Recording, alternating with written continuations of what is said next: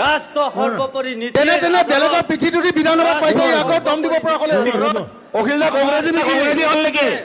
আমাৰ অখিল দা কংগ্ৰেছী হ'ল নেকি আমাৰ চৰকাৰে আজি ৰাষ্ট্ৰৰ সংবিধানৰ সেই নিৰ্দেশনা মানি আজি UGC আজি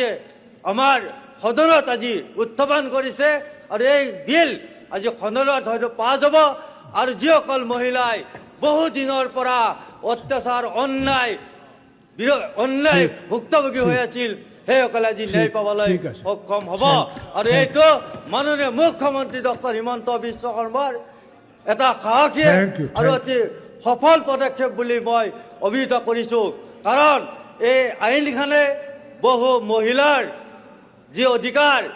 ন্যায় কথা কওঁ আমি নাৰীৰ অধিকাৰৰ কথা কওঁ নাৰীৰ সম অধিকাৰৰ কথা কওঁ নাৰীৰ শিক্ষাৰ অধিকাৰৰ কথা কওঁ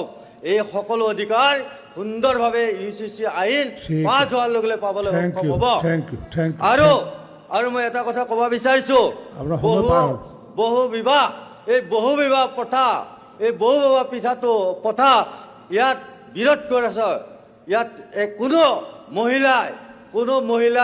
কোনো মহিলা জাতিয়ে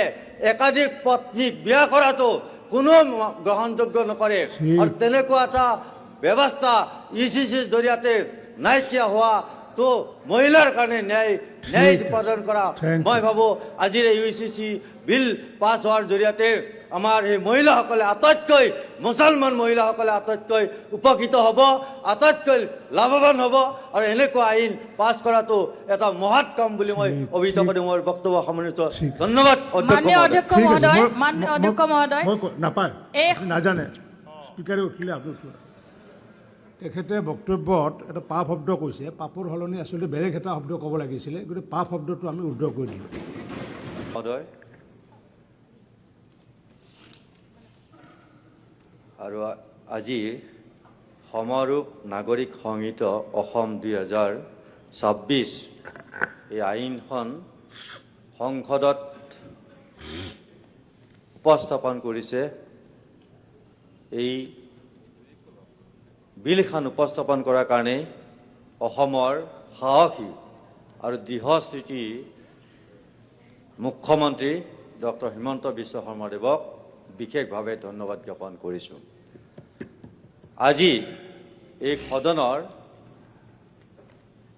আমাৰ সন্মুখত মহামানৱ মহাত্মা গান্ধী আৰু সংবিধান সভাৰ চেয়াৰমেন প্ৰণেতা ভীমৰাও আম্বেদকাৰৰ প্ৰতিছবি আমাৰ সন্মুখত আছে আৰু আজি হয়তো দুয়োগৰাকীৰ আত্মাই আটাইতকৈ বেছি আনন্দ লাভ কৰিব যে UGC এই বিলখন আজি ইয়াত পাছ হ'ব আৰু য'ত মানুহে যিটো সময়ত ডক্টৰ ভীমৰাও আম্বেদকাৰেও বিচাৰিছিল যে সমগ্ৰ দেশৰ কাৰণে এখন সংবিধান আৰু একেবিধ আইন হোৱাটো আৰু আজি UGCৰ জৰিয়তে বিশেষভাৱে মহিলাসকলে যি ন্যায় পাব সেই ন্যায়ৰ কাৰণে দুয়োগৰাকীৰ আত্মাই নিশ্চিতভাৱে আনন্দ পাব শান্তি লাভ কৰিব আমি ইয়াত বহিয়ে এটা কথা অনুভৱ কৰিছোঁ বিৰোধী কংগ্ৰেছে আজি এটা ভাল সুযোগ পাইছিলে কংগ্ৰেছৰ এটা ভাল সুযোগ পাইছিলে যে কংগ্ৰেছৰ যি পাপ আচলতে আজি এই আইন এই বিলখন বিৰোধ কৰি কংগ্ৰেছৰ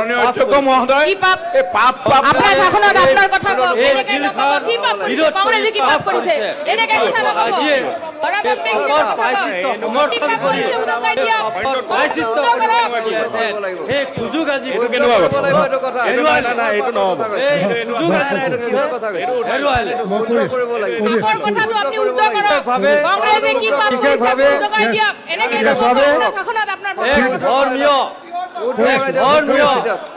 এক ধৰ্মীয় ৰক্ষণশীল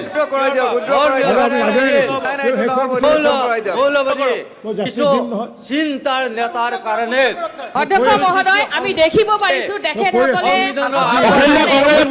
তেখেতে কঠোৰ কথা ক'ব, আপুনি এনেকে narrate কৰিব, এইটো নহ'ব। তেখেতৰ কথা উদ্ধ কৰিব লাগে।